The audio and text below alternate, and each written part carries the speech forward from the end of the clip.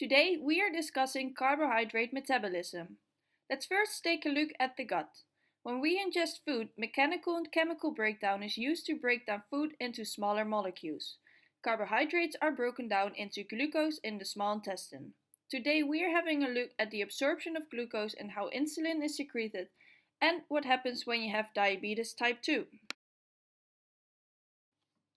First, we're drawing the small intestine and the main area where food is absorbed, which is in the duodenum. Next, I'm drawing a bloodstream and the liver. The liver is the most important organ in storing the molecules we absorb from the small intestine. Another important organ is the pancreas.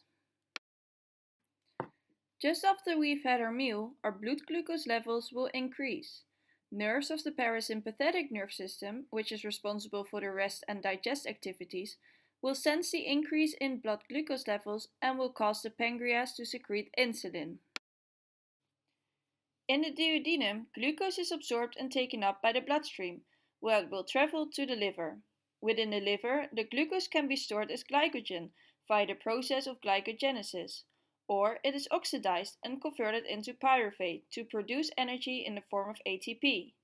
Pyruvate can be converted into acetyl-CoA, which can enter the Krebs cycle to produce more ATPs.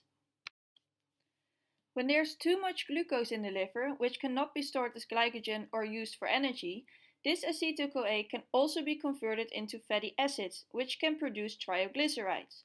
These triglycerides are packaged by the liver into lipoproteins. These lipoproteins will travel to the adipose tissue via the bloodstream, and here it is stored as triglycerides. So, the glucose taken up by the liver is converted into glycogen to be stored as energy, or it is converted into pyruvate, which is then either converted into energy via the Krebs cycle, or it is converted into triglycerides and transported to the adipose tissue where it is stored. Glucose can also be taken up by the fat cells directly, where it will be converted into lipid molecules, or triglycerides. The same way it is converted into triglycerides in the liver, it is also converted in the adipose tissue. So the glucose is converted into acetyl-CoA, which is then converted into triglycerides. Via glycolysis, the triglycerides are converted into energy. Another way for the body to take up glucose is in the skeletal muscles.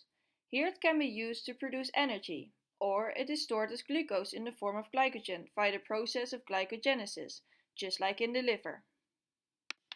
The glucose can also be taken up by the brain and be converted into energy. Actually, the brain's main source is glucose.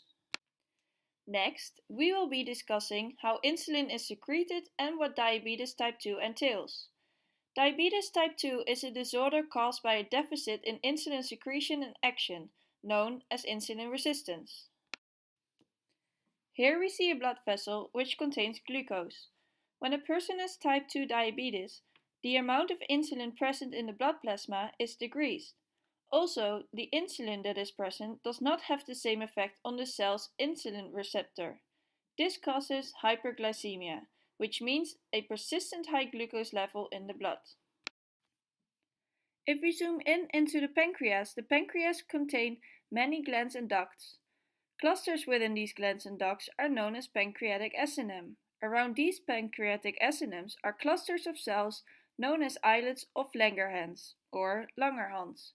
From these cells, insulin is secreted into the blood. The main sites insulin targets are the liver, skeletal muscles, and adipose tissue. The majority of the cells within the islets of Langerhans are beta cells. Beta cells produce insulin. Other cells in the islets of Langerhans are alpha cells and delta cells.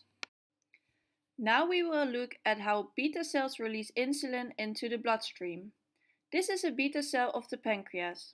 On the cell membrane we find many channels, including GLUT2, calcium voltage gated channels, and potassium passive channels. GLUT2 does not rely on insulin. The cell also contains a mitochondria. After a meal, the amount of glucose molecules in the bloodstream increase. These glucose molecules enter the B cells via GLUT2 transporters. Within the cell, the glucose is metabolized through glycolysis and the Krebs cycle, producing many ATPs. Because of the increase of ATP, potassium cannot flow out. The increase in ATP triggers a depolarization cascade which results in the B cells releasing insulin. It is sort of a warning of the B cell saying that there's more ATP produced than normal, and this changes the cell's concentration gradient. This depolarization opens the calcium voltage gated channels and calcium flows inside the cell. The calcium then triggers insulin release going out of the cell via vesicles into the bloodstream. This insulin stimulates cells to translocate GLUT4 transporters to their membranes. The GLUT4 transporters are found in the heart, skeletal muscle, and adipose tissue and are responsible for the postprandial rise in plasma glucose levels. Because insulin made sure more GLUT4 transporters were present to take up glucose, the blood glucose levels will decrease. However, when you have type 2 diabetes, you are no longer sensitive to this insulin. So glucose is not taken up into the cells, and this results in a persistent high blood glucose level.